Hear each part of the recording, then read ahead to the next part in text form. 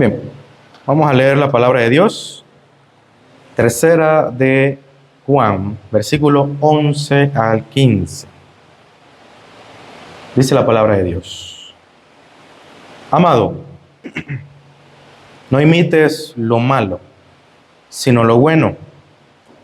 El que hace lo bueno es de Dios, pero el que hace lo malo no ha visto a Dios. Todos dan testimonio de Demetrio, y aún la verdad misma. Y también nosotros damos testimonio. Y vosotros sabéis que nuestro testimonio es verdadero. Yo tenía muchas cosas que escribirte, pero no quiero escribírtelas con tinta y pluma, porque espero verte en breve y hablaremos cara a cara. La paz sea contigo. Los amigos te saludan.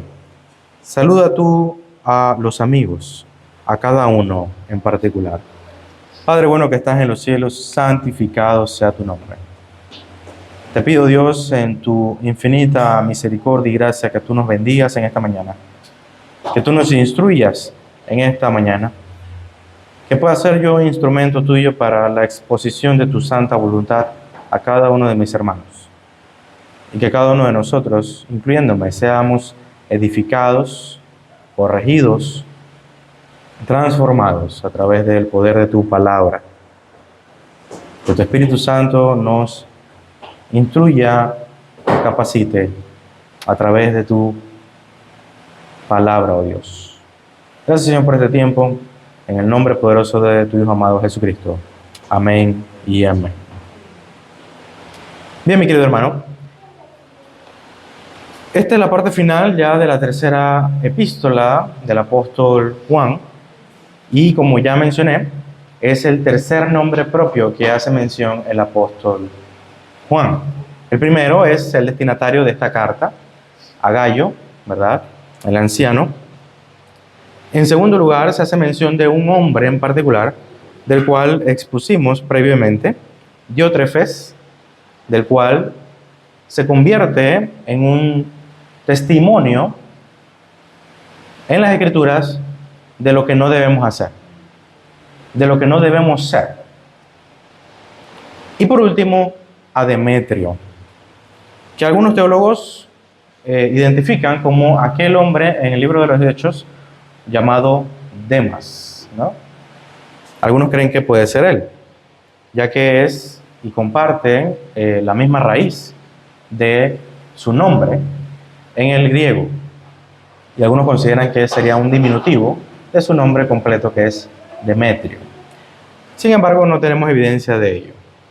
No tenemos mayor información de Demetrio, casi la misma que la que tenemos de Gayo y de Diótrefes. No sabemos mucho, no sabemos su ubicación, la iglesia a la que están asistiendo. Probablemente sea la misma iglesia a la que le escribe el apóstol Juan en la segunda epístola. No lo sabemos. Quisiéramos tener más antecedentes de estas personas, pero no lo sabemos. Lo que sabemos es lo que Juan dice de ellos en esta pequeña carta, muy personal, muy íntima, pero directa y clara. Y creo que trata un tema interesante. La primera palabra que se menciona, o el primer verbo que se menciona de parte del apóstol Juan acá, es imitar.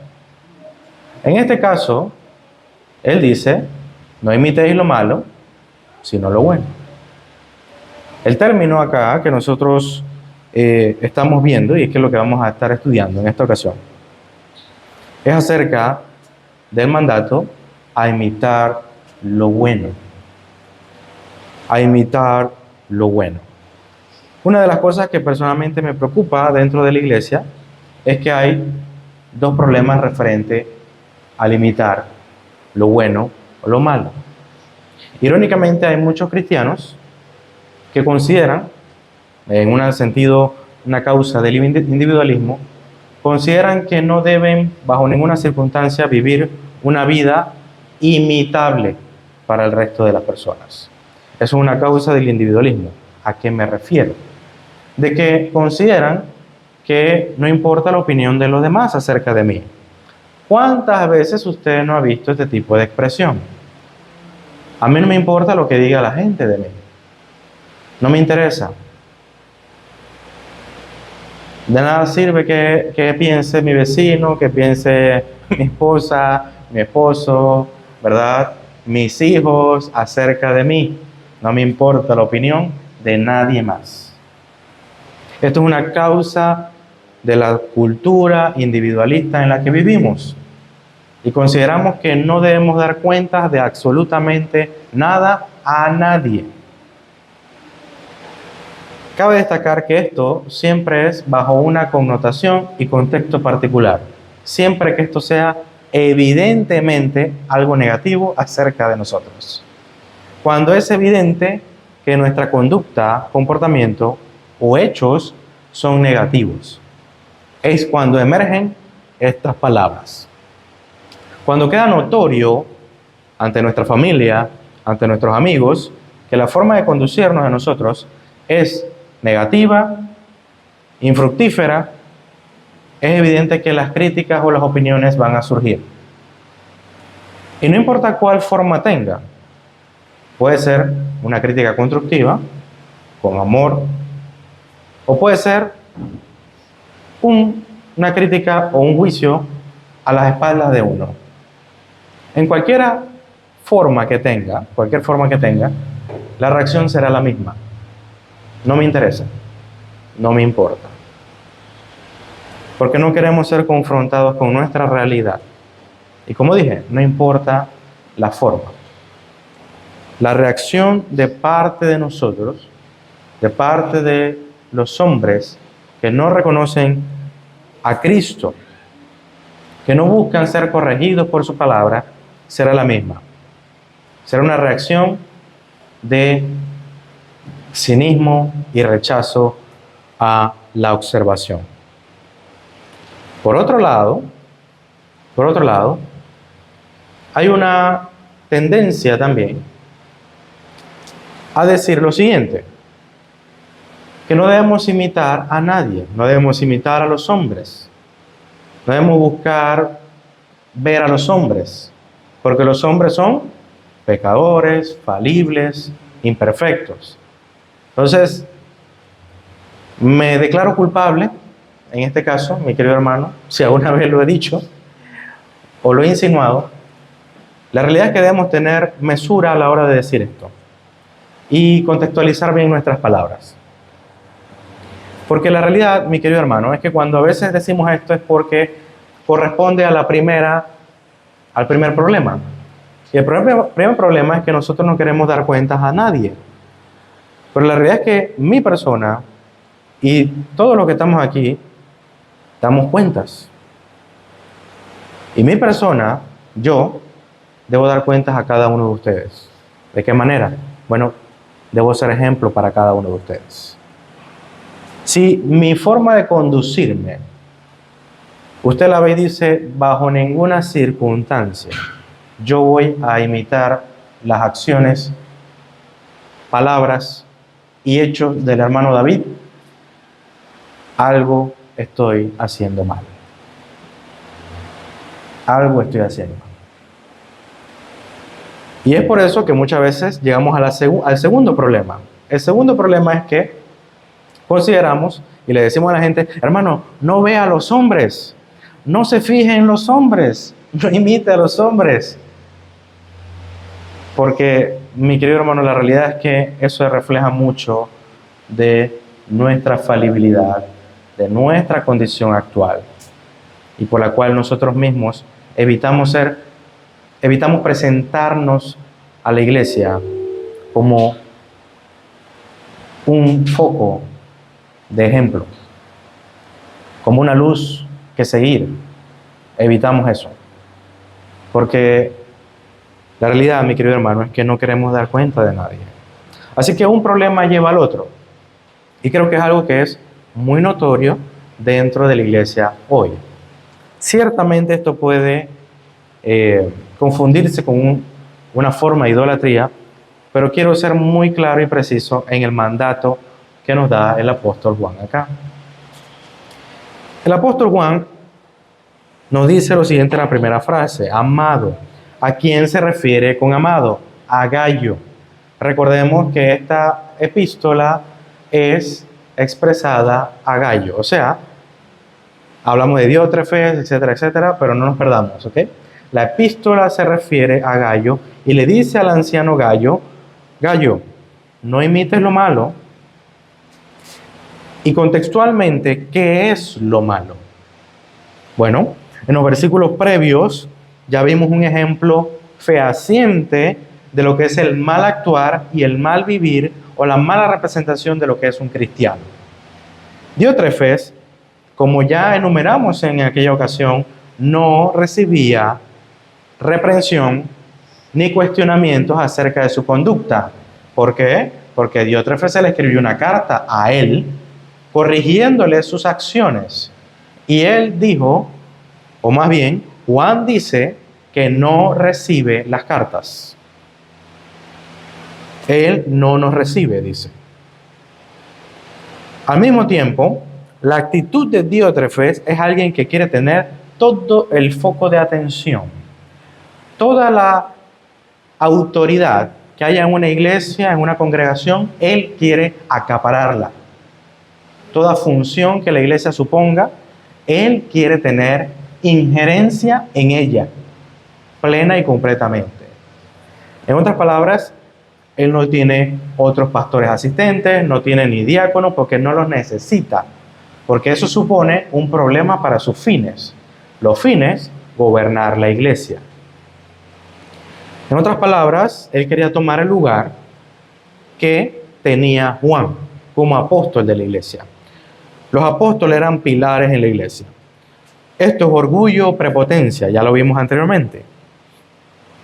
Y luego el apóstol Juan nos dice que no solamente no recibe nuestras cartas, o sea, la reprensión, la exhortación de parte de los apóstoles, no solamente quiere tener todo el foco de atención, ese ego y megalomanía que tenía Diótrefes, sino que también tiene una actitud de murmuración y calumnia contra los líderes de la iglesia. Y esto, como dijimos en esa ocasión, es una actitud muy común de los falsos maestros, de las cuales intentan desacreditar a los verdaderos predicadores de la verdad, como pasó con los judaizantes, desacreditando al apóstol Pablo en Galacia. Desacreditaban su apostolado. Lo mismo ocurrió en Corinto. Una vez que tú desacreditas al mensajero, al mismo tiempo desestimas el mensaje.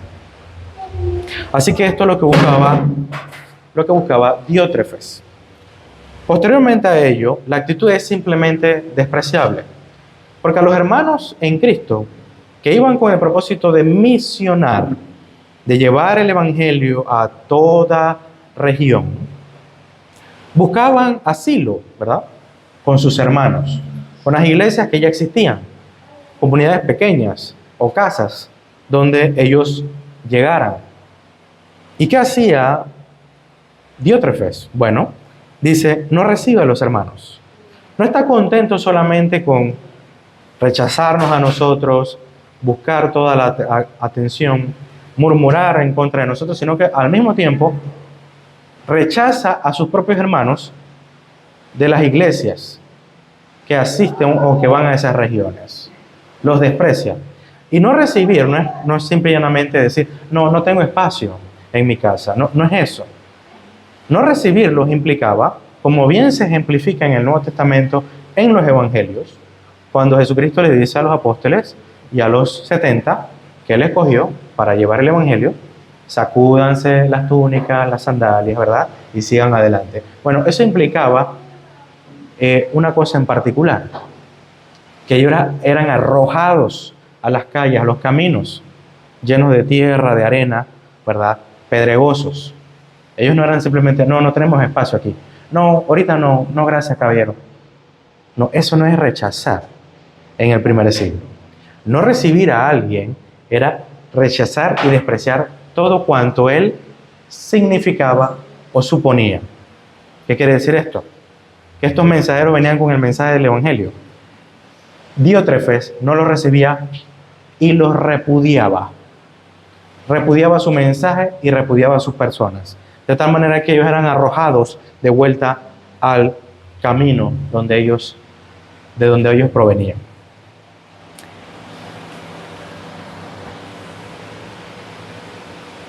Y por último, aquello que no debemos imitar es que Diótrefes, quien se acaparaba toda la autoridad en la iglesia, a todo aquel que no estuviera de acuerdo con él, a todo aquel que no concordara con sus políticas eclesiásticas y con el mensaje que él ahora estaba realizando en la iglesia. Y si algún hermano de la iglesia dice, oye, ¿por qué no tenemos un convivio con los hermanos de Jerusalén, los hermanos de Antioquía, que han visitado la iglesia y hace rato que no los vemos? ¿Qué pasó con el apóstol Juan que empezó la iglesia? ¿Qué ocurrió? ¿Por qué estamos separados de ellos? Expulsado. Expulsado. Sin ningún tipo de contemplación, sin ningún tipo de proceso disciplinario, sin ningún tipo de proceso en el cual se pueda escuchar a la persona y sus cuestionamientos. No. Expulsado de la congregación. Esto era anarquía pura, una dictadura eclesiástica. No es nada que no conozcamos, que no exista hoy, evidentemente. Cuando nosotros le decimos, hermanos, las Escrituras abordan todos los temas circundantes a la vida diaria, a la vida de hoy, tanto eclesiástica como no eclesiástica, no lo decimos meramente por una especie de búsqueda de aceptación y de que usted busque leer la Biblia, no. Lo decimos porque así es claramente expresada en las Escrituras. Todas las aristas referentes a la vida diaria de la gente, de las personas, están claramente expuestas en cada palabra, cada verso del texto. Y esta no es la excepción. La anarquía y las dictaduras eclesiásticas que existen hoy día y que hoy día se reúnen, es claramente expresado aquí por Juan. Y Juan nos dice, y Juan le dice a Gallo, no imites esto, sino lo bueno. Ahora bien, permítanme presentarles a ustedes 3 estadios en el cual nosotros debemos ejercer la práctica de la imitación. ¿Ok? ¿Y por qué le digo esto? Nuestro Dios es infinitamente sabio. Nuestro Señor Jesucristo ejemplificó dicha sabiduría y nos reveló esa sabiduría en su revelación o encarnación y ministerio público. Y una cosa que quiero dejarle claro a ustedes, mi querido hermano, es que la imitación por sí misma no es mala. ¿Ok? La imitación por sí misma no es mala. Ver a alguien y hacer lo que esa persona hace en sí misma no es mala. ¿Ok? Juan está haciendo una pequeña distinción, por básica que sea y elemental que sea. Y usted dice, eso yo lo entiendo, eso es obvio. Quiero ser muy explícito en esto. Juan nos dice, imitad lo bueno, no lo malo. Él nos dice, no imitéis. Él dice, imitad lo bueno, no lo malo. ¿Ok? De tal manera que hay una implicación evidente dentro de este versículo. Uno, que la imitación en sí misma no es mala, como ya dije. Y segundo, y muy importante, es que por definición, el ser humano, lo que nosotros somos imitadores. Suena feo, así como lo digo, pero la realidad es que usted y yo hacemos cosas que otros hacen. Parte de nuestro crecimiento y desarrollo como seres humanos es imitar, ¿verdad? Los hijos imitan a sus padres, ¿verdad? Muchas veces también los hijos imitan otras personas que idealizan y los imitan sus prácticas, su forma de ser. De tal manera que la imitación es algo muy propio del ser humano. Dios no lo va a asfixiar. Dios no quiere mitigar esta práctica muy propia del ser humano, que es una fuente de aprendizaje. Una fuente de aprendizaje. Ahora bien, ¿qué quiere Dios que hagamos? Que enfoquemos bien y hagamos bien la práctica de imitar.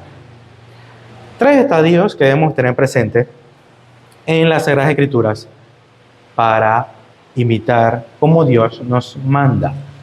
Lo primero es que debemos imitar a Dios. Debemos imitar a Dios. Quiero que me acompañe al libro de Hebreos. Libro de Hebreos.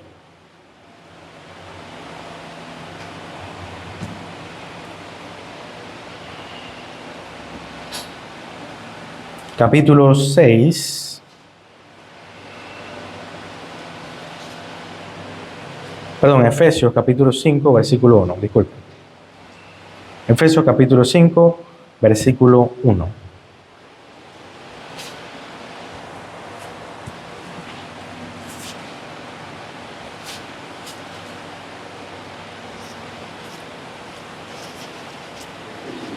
Efesios capítulo 5, versículo 1. Dice la palabra de Dios. Sencillo. Sed pues imitadores de Dios como hijos amados. Versículo 2 para tener contexto.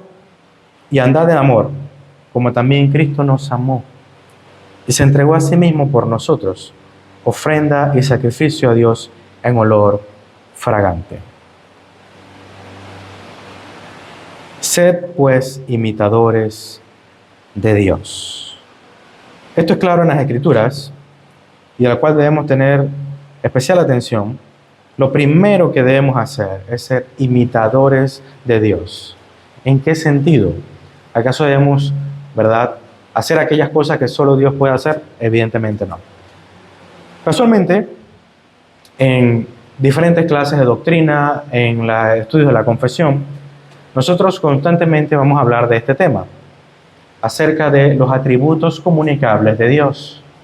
Los atributos comunicables, también conocidos como atributos morales, ¿verdad?, o personales de Dios, hacen referencia a aquellas propiedades de Dios que también se ven ejemplificadas en el ser humano, tanto en práctica como en mandato.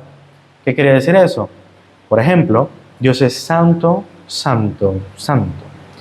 Y usted dirá, es la expresión más alta de Dios, la santidad de Dios. La santidad de Dios no tiene comparación alguna.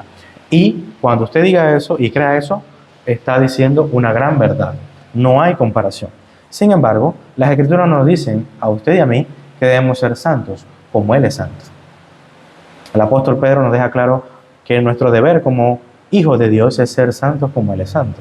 Las santas Escrituras en el Antiguo Testamento hacen referencia a esto y al mismo tiempo la vida de creyente es buscar la santidad. Al mismo tiempo, todo verdadero creyente es santo, por decreto divino, por declaración divina, es santo. Entonces, algo que debemos tener presentes es que nosotros podemos imitar a Dios en aquello en el cual Dios nos permite imitarle. Por ejemplo, Dios es amor. Todos conocemos que Dios es amor. Eso es algo muy explícito en la carta del apóstol Juan. Pero eso no se queda solamente para Dios. Él nos pide que amemos. Y no que amemos de cualquier forma, sino que amemos según la verdad, que amemos como Él nos amó a nosotros, que amemos, ¿verdad?, sacrificando, si es necesario, nuestras propias vidas en pro de nuestro hermano, en pro de nuestros amigos. Esa es la calidad de amor que pide el Señor. De tal manera que cada día que pasa, usted y yo debemos esforzarnos para imitar a Dios de la forma en que Él nos lo pide. Y de esa manera debemos distinguir de qué forma o qué cosas podemos imitar de Dios. Porque usted y yo no podemos imitar su omnisciencia, aunque alguno que otro lo intenta hacer, ¿no?, pensando que toda cosa sabe y que siempre va delante de todos, sabiendo la vida íntima de cada uno de ustedes. No es así. Alguno, ¿verdad?, cree en sus alucinaciones divinas puede asumir que ha adquirido atributos divinos, pero evidentemente son farsantes. Usted y yo debemos imitar a Dios en aquello que Dios nos pide que le imitemos, no en aquello que Dios no nos pide que le imitemos. El segundo estadio es imitar a vuestros líderes y pastores. Y ahora sí, Hebreos. Le pido que vaya al libro de Hebreos, capítulo 13, versículo 7.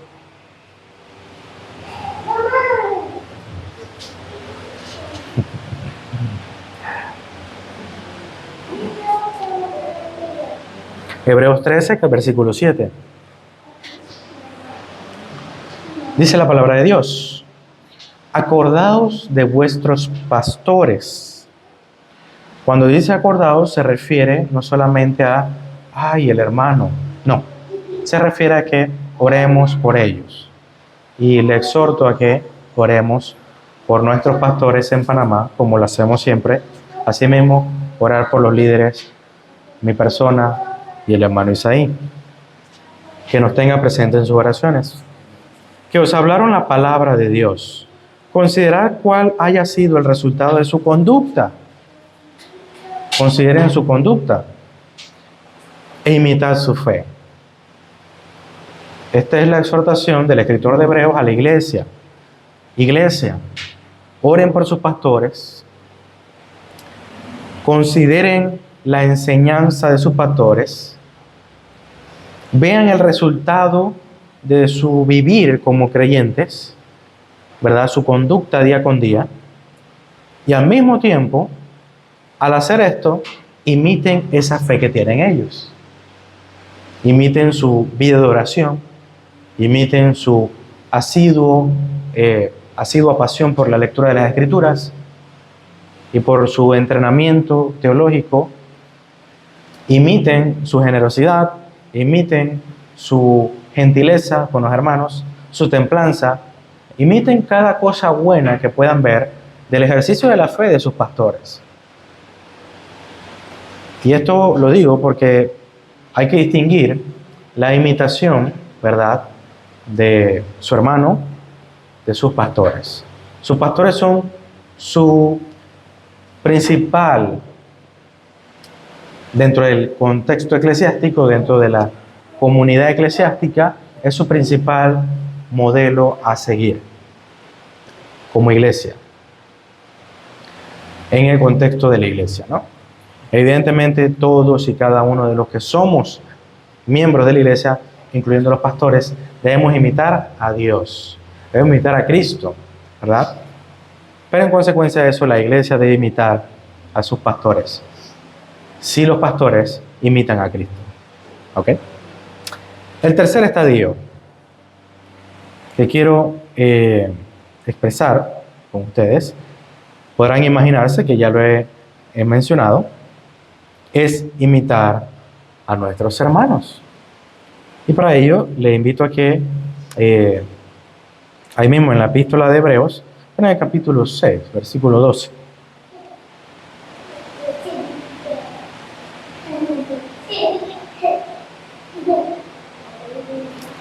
Para contexto, les leeré unos versículos previos. Desde el versículo 10 estaré leyendo hasta el versículo 12. Dice la palabra de Dios. Hebreos 6, versículo 10 al 12. Porque Dios no es injusto para olvidar vuestra obra y el trabajo de amor que habéis mostrado hacia su nombre, habiendo servido a los santos y sirviéndoles aún. Pero deseamos que cada uno de vosotros muestre la misma solicitud hasta el fin, o sea, que perseveren, para plena certeza de la esperanza, a fin de que no hagáis perezosos, sino imitadores de aquellos que por la fe y la paciencia heredan las promesas. Entonces, ¿cuál es la exhortación del escritor de la epístola a los Hebreos? Es que la iglesia Primero se le reconoce su buen servicio a los santos, hace referencia a sus hermanos, hace referencia a los apóstoles, ¿verdad?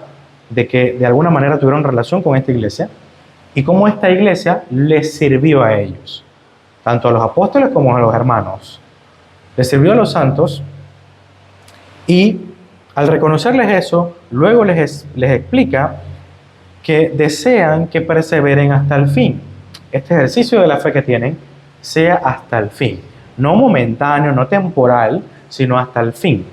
De tal manera de que ellos no se hagan perezosos como cristianos.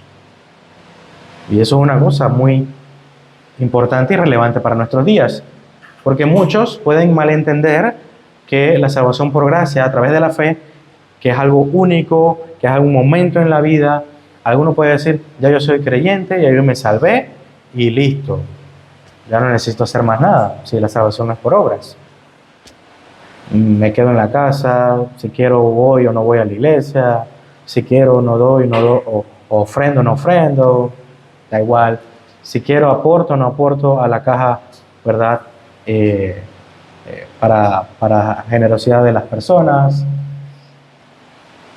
Da igual, porque la salvación no es por obras, sino que es por gracia. Amo a mi prójimo, no amo a mi prójimo, honro a mi padre, honro a mi madre, sí o no, da igual, ya yo soy salvo por gracia, a través de la fe. Alguno puede pensar eso. Y esta es la preocupación del escritor de Hebreos. Y le dice que la intención de esto es que ustedes no se vuelvan perezosos. La iglesia no debe ser perezosa en el ejercicio de la fe, sino que debe ser una imitación constante, ¿verdad?, de aquellos que por la fe y la paciencia heredan las promesas. De tal manera que la iglesia debe ser imitadora de todo aquel que ejerce la fe, de sus hermanos, de aquellos que expresan, ¿verdad?, perseverancia en la fe y no pereza como creyentes. Entonces esto es algo que quiero dejar bien claro. Estos 3 estadios de la imitación. Primero, imitar a Dios. Y específicamente en su revelación. Imitar a Cristo. Posteriormente, imitar a vuestros pastores, a vuestros líderes, aquellos que ejercen algún tipo de autoridad sobre usted. Y tercero, imitar a todo ejemplo de fe. Ejemplo de fe persistente, perseverante hasta el fin. Todas ellas son dignas de imitar. De tal manera de que no se abstenga de que cuando vea a un hermano en la fe, un hermano que se sienta al lado suyo y ve cosas loables, cosas dignas, propias de un creyente, de un hombre que le pertenece a Cristo, así mismo usted pueda decir, voy a hacer eso que está haciendo mi hermano, voy a empezar a cambiar estos hábitos y voy a amoldarlos a los hábitos que está haciendo mi hermano, porque son dignos de imitar, dignos de imitar. Hay otras partes en las Escrituras en las cuales se hace mención de esto de forma diferente, ¿no?, de una forma distinta, pero el punto es el mismo. Es necesario que usted y yo aprendamos a imitar lo bueno a través de Dios, a través de nuestros hermanos y nuestros pastores. Ahora bien, el apóstol no se detiene ahí. El apóstol nos dice lo siguiente acerca de Demetrio. Todos dan testimonio de Demetrio y aún la verdad misma. Y también nosotros damos testimonio. Y vosotros sabéis que vuestro testimonio es verdadero. Yo creo que usted, como yo, nos detengamos a meditar en este versículo, versículo 12. Y vea cómo el apóstol Juan presenta a Demetrio. Primero él dice, todos dan testimonio de Demetrio. ¿Quiénes son todos? No lo sabemos con certeza, pero muy probablemente hace mención del testimonio de la iglesia. Cuando Juan hace esta declaración, probablemente hace referencia al testimonio de toda la iglesia.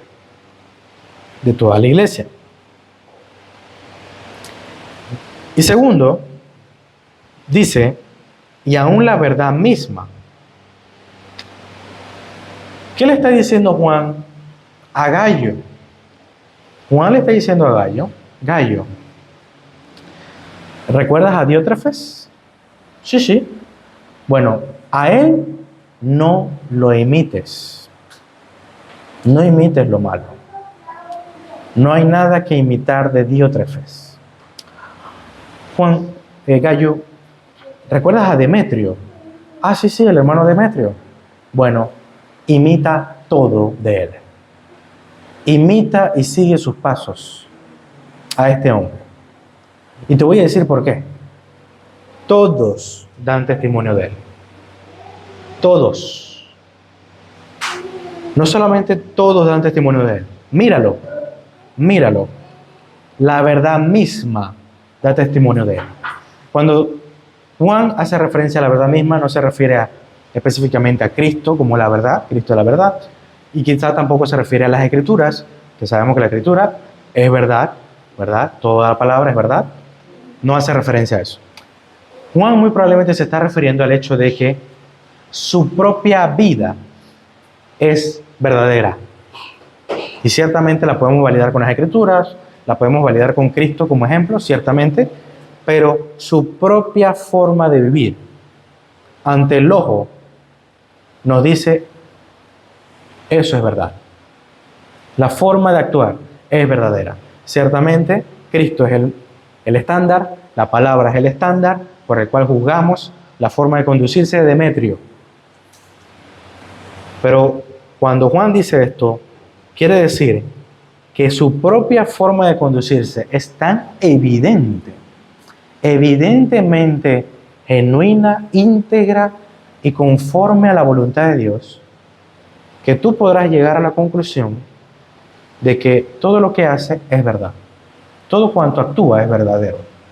En otras palabras, sus actos son verdaderos, son genuinos. Y tercero, dice Juan acerca de Demetrio, y también nosotros damos testimonio acerca de él, ¿verdad? Quiero aclarar, Juan no está diciendo que lo que dicen acerca de Demetrio es verdad porque él lo dice. Eso no es lo que está diciendo. Él está diciendo, nosotros damos testimonio acerca de lo que Demetrio hace y nosotros le conocemos, nosotros sabemos acerca de él, supervisamos su obra, su conducta, y tú sabes perfectamente, Gallo, que nosotros no mentimos. Nosotros no buscamos engañar. Tú lo sabes, Gallo. Tú nos conoces bien. Y nosotros no buscamos engatusar a nadie, sino que hablamos con la verdad. Eso es lo que está diciendo Juan acá.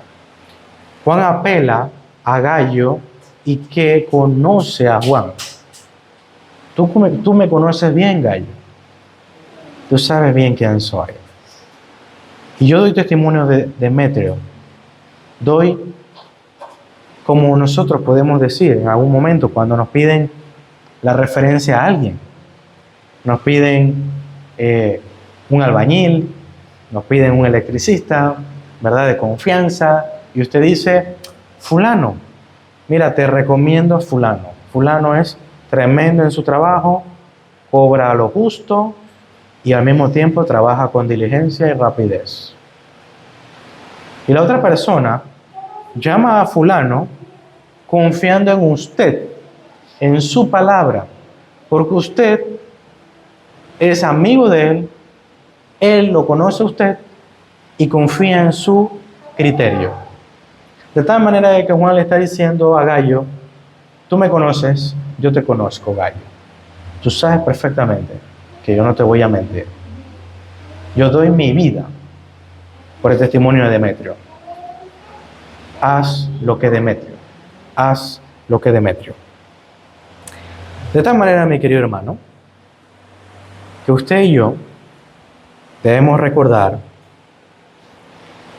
que nosotros estamos bajo la lupa de cada uno de nuestros hermanos. ¿En qué sentido? Y quiero ser muy claro acá, de que todos damos cuentas de todos. En ese sentido. No quiero bajo ninguna circunstancia que usted se vaya de aquí diciendo, voy a hablar con el hermano fulano para ver si es verdad que es creyente. Eso no es lo que estoy diciendo.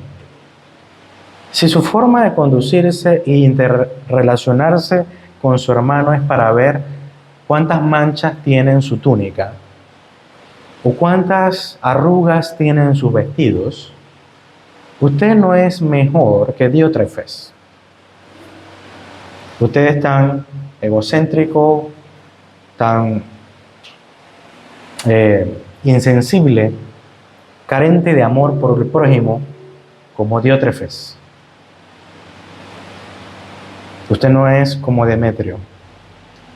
Usted no está ejemplificando el buen ejemplo, el buen conducir. Usted debe relacionarse con su hermano con el fin de glorificar a Dios, con el fin de instruir, exhortar y ser de ayuda para su hermano, extendiendo su mano y siendo ejemplo de Cristo a su hermano. Y si su hermano evidentemente no vive como un buen creyente, usted como un buen creyente le hará ver aquellas falencias que debe mejorar, exhortándole para que busque a Cristo en arrepentimiento y fe. Y no para hacer un reporte a demás hermanos de la iglesia o incluso al pastorado de la iglesia acerca de la conducta de un hermano de la iglesia, sin antes haber hablado, exhortado, interactuado y en última instancia amado a su hermano. Pero si vamos a tener esa actitud de ser espías, ¿verdad?, agentes secretos para ver qué clase de fe tienen los hermanos y luego hacer reportes que en última instancia son bochinches, que son murmuraciones, y no importa a quién se le esté diciendo, si usted no habla con esa persona acerca de sus dificultades, falencias, y le exhorta a buscar a Cristo en arrepentimiento y fe, si usted no lo hace y va con el comentario a otra persona, usted no es mejor que Diótrefes. Y mi querido hermano, permítame decirle que usted está imitando lo malo. Las actitudes muy comunes del mundo que se hacen tan habituales en una oficina, que se hacen tan habituales en el entorno laboral o en el entorno, ¿verdad?, cotidiano del día a día. Mi querido hermano, ese no es el camino. El camino es el camino de Cristo y al que debemos sujetarnos e imitar día con día. Mi querido hermano, por ese motivo, usted debe estar consciente de que todos daremos cuentas de todos. 1, 2, si todos damos cuenta de todos, usted y yo buscaremos ser ejemplo para otros.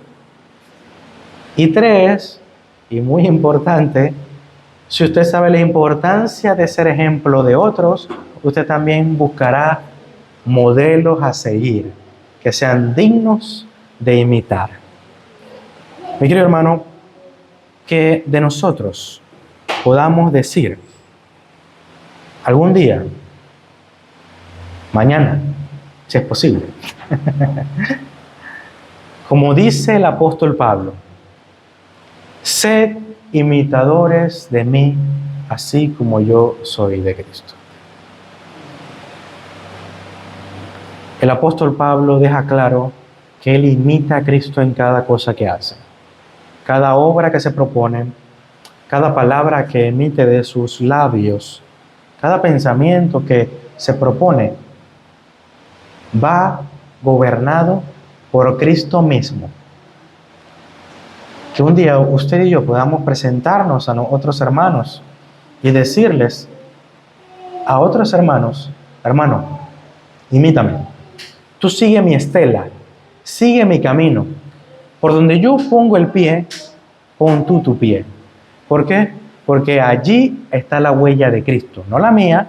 Yo estoy siguiendo la huella de Cristo. Que podamos decir lo mismo un día. Pero no lo dejes para otro día, mi hermano. Empecemos desde hoy. Empecemos desde hoy a trabajar en ello. ¿Cómo lo vamos a hacer, mi querido hermano? Imitando lo bueno. El apóstol Juan se despide de Gayo diciendo: yo tengo muchas cosas que escribirte, pero prefiero hablarlas cara a cara. Aquí tengo que decir que quisiera saber esas cosas. Quisiera saber esas cosas que le dijo Gayo, que le dijo Juan a Gayo. Pero una cosa estoy seguro: no es nada que Juan no nos haya dicho ya hasta este día.